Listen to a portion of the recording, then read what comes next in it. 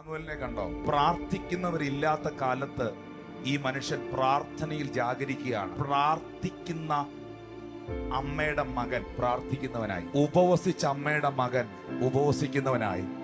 മാതാപിതാക്കളെ, തൊഴുകയോടെ പറയാം, നിങ്ങൾ കാണിക്കുന്നത് പലതും നിങ്ങളുടെ ജനറേഷനെ തൊടുന്നതാണ്. കാഴ്ചപ്പാട് നഷ്ടപ്പെട്ട ഒരു ഏലിയായി പോകല്ലേ. ആലയത്തിനകത്ത് വിളക്കണച്ച് കത്തി നിൽക്കേണ്ട വിളക്കൂതി അണച്ച് ഉറങ്ങുന്ന ദൈവഭയമില്ലാത്തവനായി പോകല്ലേ. ദൈവത്തിന് നിവേദിച്ചത് മുപ്പല്ലി വണ്ട് കുത്തിയെടുത്ത് തിന്നുന്ന ദൈവഭയമില്ലാത്ത ശാപഗ്രസ്തനായി മാറല്ലേ. താൻ മുതൽ ബർശേവ വരെ പ്രവചിക്കുന്ന പ്രവാചകന്മാരെ എഴുന്നേൽപ്പിക്കുന്ന, ജനത്തെ ദൈവത്തിലേക്ക് മടക്കി വിളിക്കുന്ന, ഉപവസിക്കുന്ന, പ്രാർത്ഥിക്കുന്ന സാമുവേൽമാരായിരിക്കാൻ കർത്താവ് നിങ്ങൾക്ക് കൃപ നൽകട്ടെ.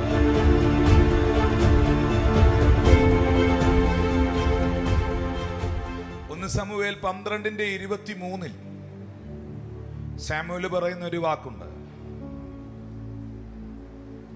ഞാൻ നിങ്ങൾക്ക് വേണ്ടി പ്രാർത്ഥിക്കും. സാമുവേൽ എന്താ പറഞ്ഞേ? കാരണം ഞാൻ പ്രാർത്ഥിക്കാതിരുന്നാൽ അതൊരു പാപമാണ്. അതാരെങ്കിലും ശ്രദ്ധിക്കുന്നുണ്ടോ? ഇല്ല. അതാ ഞാൻ പറഞ്ഞേ. ശരിക്കും ദൈവം ഇഷ്ടപ്പെടാത്ത കാര്യം എന്താണ് എന്നുള്ളത് പിശാച് പലതിന്റെ മൈൻഡിൽ വഴിതിരിച്ചു വിട്ടിരിക്കുക. 1 ശമൂവേൽ 7:3 മുതൽ 17 വരെയുള്ള വാക്യത്തിൽ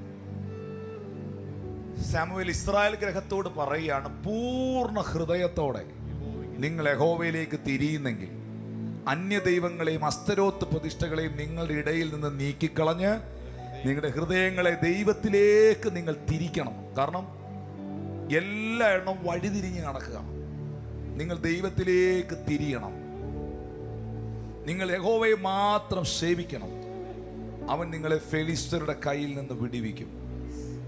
ഇനി 1 ശമൂവേൽ 7:5 മുതൽ 12 വരെ വായിക്കുമ്പോൾ മിസ്പയില് സാമുവേൽ ഇസ്രായേൽ ജനത്തെ മുഴുവൻ വിളിച്ചുകൂട്ടി, ഞാൻ നിങ്ങൾക്ക് വേണ്ടി യഹോവയോട് പ്രാർത്ഥിക്കും. അടുത്ത വാക്യം,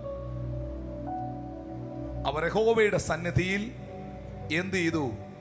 ഉപവസിച്ചു. സാമുവേൽ പ്രാർത്ഥിച്ചു, സാമുവേൽ ഉപവസിച്ചു. നിങ്ങൾ ഈ ചെറുപ്പക്കാരനെ കണ്ടോ?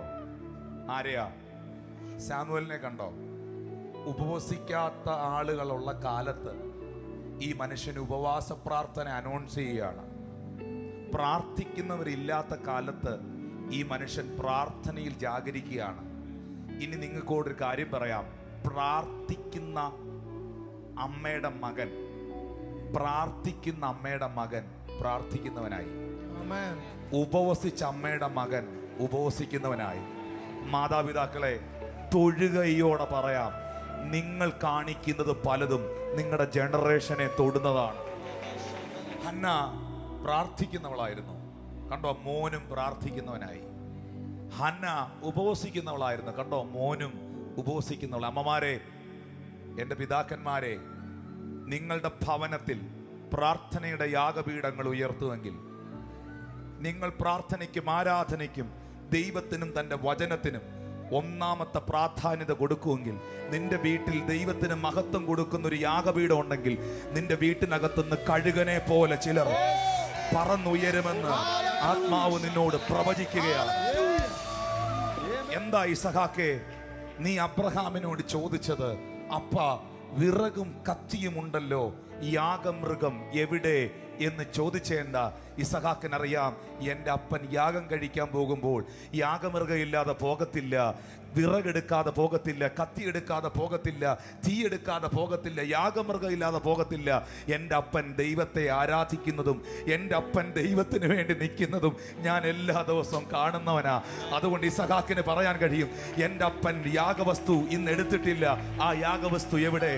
മക്കളെ, അമ്മമാരെ, പിതാക്കന്മാരെ, വാത്സല്യ മാതാപിതാക്കളെ, നിങ്ങളുടെ മക്കളുടെ അകത്ത്, നിങ്ങളുടെ മോളുടെ അകത്ത്, നിങ്ങളുടെ മോൻ്റെ അകത്ത് ഒരു ഫോട്ടോ പോലെ നിങ്ങൾ അവൻ്റെ അപ്പൻ്റെ, അവൻ്റെ അമ്മയുടെ ഒരു പടം എപ്പോഴും കാണണം. അതിങ്ങനെ നിൽക്കുന്ന പടമായിരിക്കണം.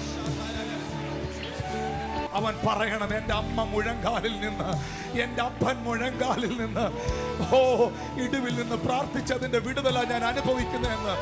ഇന്ന് പകൽ ഒരു തലമുറ വഴിതെറ്റുക.